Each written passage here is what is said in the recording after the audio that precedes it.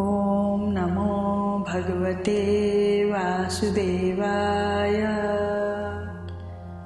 श्री गणेशाय नमः। श्री सरस्वत्यै नमः। श्री गुरुचरणकमलेभ्यो नमः।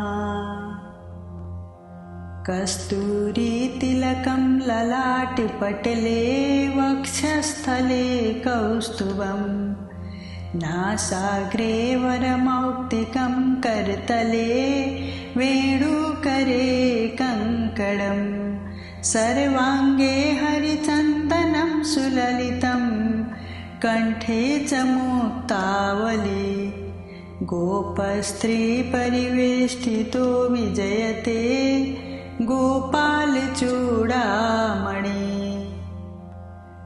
नौमीड्यते ब्रवपुषे तडिदम्बराय गुञ्जावतं सपरिपीच्छलसन्मुखाय वन्यस्रजे कवलवेत्रविषाणवेणु लक्ष्मश्रिये मृदुपदे पशुपङ्गजाय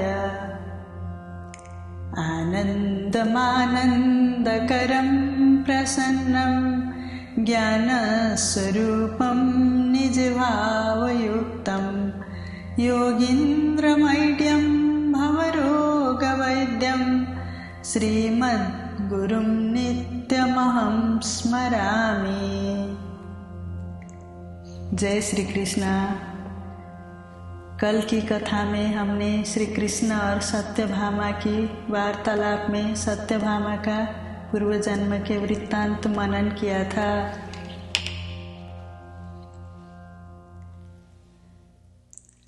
आज के प्रसंग में शंखासुर के वध, वेदों के उद्धार तथा तीर्थराज के उत्कर्ष की कथा है। आइए श्रवण करते हैं।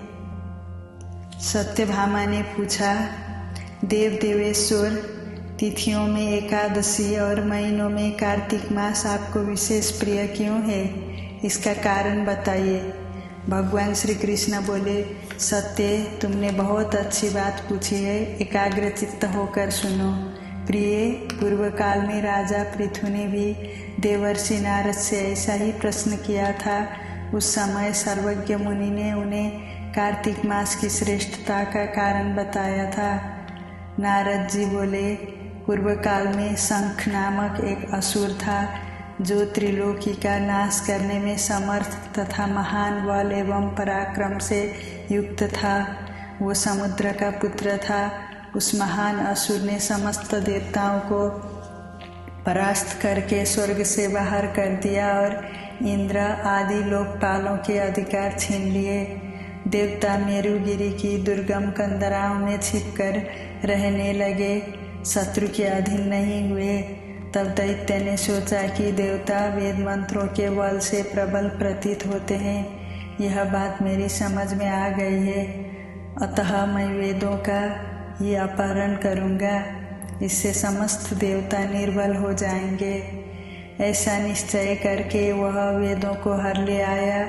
इधर ब्रह्मा जी पूजा की सामग्री लेकर देवताओं के साथ वैकुंठ लोक में जा भगवान विष्णु की शरण में गए।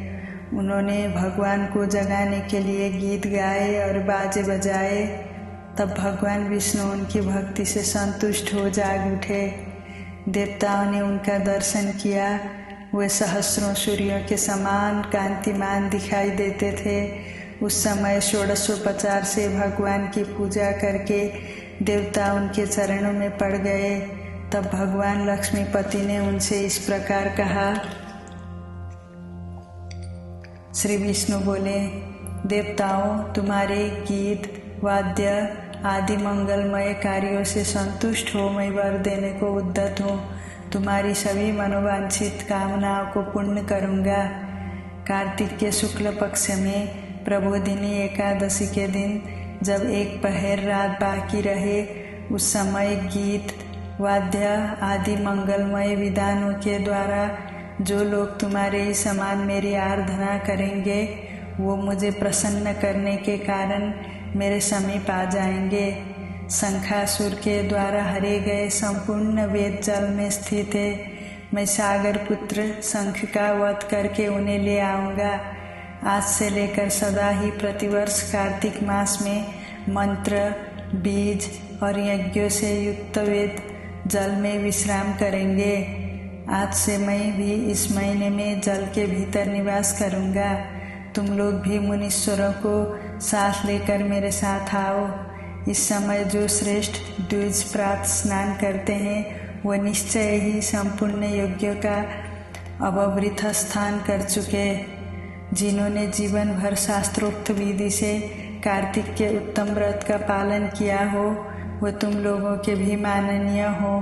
तुमने एकादशी को मुझे जगाया है, इसलिए यह तिथि मेरे लिए अत्यंत प्रीतिदायिनी और माननीय होगी। कार्तिक मास और एकादशी तिथि, इन दो व्रतों का यदि मनुष्य अनुष्ठान करे तो ये मेरे सान्निध्य की प्राप्ति करने वाले हैं। इनके समान दूसरा कोई साधन नहीं है। नारद जी कहते हैं, यह कहकर भगवान विष्णु मछली के समान रूप धारण करके आकाश में विंध्य पर्वत निवासी कश्यप मुनि की अंजलि में गिरे। मुनि ने करुणावश उस मत्स्य को अपने कमंडलू में रख लिया, किंतु वह उसमें अट न सका। तब उन्होंने उससे कुएं में ले जाकर डाल दिया। जब उसमें भी वह न आ सका तब मुनि ने उसे तालाब में पहुंचा दिया, किंतु वहाँ भी यही दशा हुई। इस प्रकार उसे अनेक स्थानों में रखते हुए अंततोगत्वा उन्होंने समुद्र में डाल दिया। वहाँ भी बढ़कर वो विशाल काय हो गया।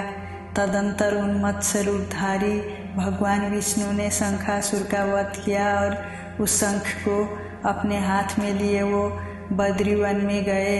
वहाँ संपूर्ण ऋषियों को बुलाकर भगवान ने इस प्रकार आदेश दिया। श्री विष्णु बोले, महर्षियों, जल के भीतर बिखरे हुए वेदों की खोज करो और रहस्यों सहित उनका पता लगाकर शीघ्र ही ले आओ। तब तक मैं देवताओं के साथ प्रयाग में ठहरता हूँ। तब तेज और बल से संपन्न समस्त मुनियों ने यज्ञ और बीज सहित वेद मंत्रों का उद्धार किया। जिस वेद के जितने मंत्र को जिस ऋषि ने उपलब्ध किया वही उतने भाग का तब से ऋषि माना जाने लगा। तदंतर सब मुनि एकत्रित होकर प्रयाग में गए तथा ब्रह्मा जी सहित भगवान विष्णु को उन्होंने प्राप्त किए हुए वेद अर्पण कर दिए। यज्ञ सहित वेदों को पाकर ब्रह्मा जी को बड़ा हर्ष हुआ तथा उन्होंने देवताओं और ऋषियों के साथ प्रयाग में अश्वमेध यज्ञ किया। यज्ञ की समाप्ति होने पर देवता, गंधर्व, यक्ष, किन्नर तथा गुह्यकों ने पृथ्वी पर साष्टांग प्रणाम करके यह प्रार्थना की। देवता बोले, देवादिदेव जगन्नाथ प्रभु, हमारा निवेदन सुनिए। हम लोगों के लिए यह बड़े हर्ष का समय है, अतः आप हमें वरदान दे। रमापते, इस स्थान पर ब्रह्मा जी को खोए हुए वेदों की प्राप्ति हुई है तथा आपकी कृपा से हमें भी यज्ञ भाग उपलब्ध हुआ है। अतः यह स्थान पृथ्वी पर सबसे अधिक श्रेष्ठ और पुण्यवर्धक हो। इतना ही नहीं, आपके प्रसाद से यह भोग और मोक्ष का भी दाता हो। साथ ही यह समय भी महान पुण्यदायक और ब्रह्मा हत्यारे आदि की भी शुद्धि करने वाला हो। इसमें दिया हुआ सब कुछ अक्षय हो, यही वर हमें दीजिए। भगवान विष्णु ने कहा, देवताओं, तुमने जो कुछ कहा है उसमें मेरी भी सम्मति है, अतः तुम्हारी इच्छा पूर्ण हो। यह स्थान आज से ब्रह्मक्षेत्र नाम धारण करे। सूर्यवंश में उत्पन्न राजा भगीरथ यहाँ गंगा को ले आएंगे और वह सूर्य कन्या यमुना जी के साथ यहाँ मिलेगी। ब्रह्मा जी सहित तुम संपूर्ण देवता भी मेरे साथ यहाँ निवास करो। आज से यह तीर्थराज के नाम से विख्यात होगा। यहाँ किए हुए दान, व्रत, तप, होम, जप और पूजा आदि कर्म अक्षय फल के दाता और सदा मेरी समीपता की प्राप्ति करने वाले हो। 7 जन्मों में किए हुए ब्रह्म हत्या आदि पाप भी इस तीर्थ का दर्शन करने से तत्काल नष्ट हो जाए जो धीर पुरुष इस तीर्थ में मेरे समीप मृत्यु को प्राप्त होंगे वो मुझ में ही प्रवेश कर जाएंगे, उनका पुनर्जन्म नहीं होगा। जो यहाँ मेरे आगे पितरों के उद्देश्य से श्राद्ध करेंगे उनके समस्त पितर मेरे लोक में चले जाएंगे।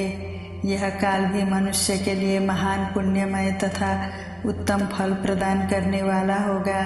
सूर्य के मकर राशि पर स्थित रहते हुए जो लोग यहाँ प्रातःकाल स्नान करेंगे उनके लिए स्थान पाप नाशक होगा। मकर राशि पर सूर्य के रहते समय माघ में प्रातः स्नान करने वाले मनुष्य के दर्शन मात्र से सारे पाप उसी प्रकार भाग जाते हैं जैसे सूर्योदय से अंधकार। माघ में जब सूर्य मकर राशि पर स्थित हो उस समय यहाँ प्रातः स्नान करने पर मैं मनुष्य को क्रमशः सालोक्य, सामीप्य और सारूप्य तीनों प्रकार की मुक्ति दूंगा। मुनीश्वरों, तुम सब लोग मेरी बात सुनो। यद्यपि मैं सर्वत्र व्यापक हूँ तो भी बद्रीवन में सदा विशेष रूप से निवास करता हूँ।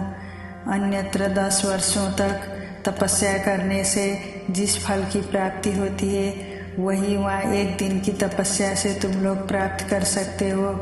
जो नर श्रेष्ठ उस स्थान का दर्शन करते हैं वो सदा के लिए जीवन मुक्त है, उनके शरीर में पाप नहीं रहता। नारद जी कहते हैं, देव भगवान विष्णु देवताओं से इस प्रकार कहकर ब्रह्मा जी के साथ वहीं अंतर्धान हो गए तथा इंद्र आदि संपूर्ण देवता भी अपने अंशों से वहाँ रहकर स्वरूप से अंतर्धान हो गए। जो शुद्ध चित्त वाला श्रेष्ठ पुरुष इस कथा को सुनता या सुनाता है वह तीर्थराज प्रयाग और बद्रीवन की यात्रा करने का फल प्राप्त कर लेता है। आज की कथा को यहीं विश्राम देती हूँ। जय श्री राधे।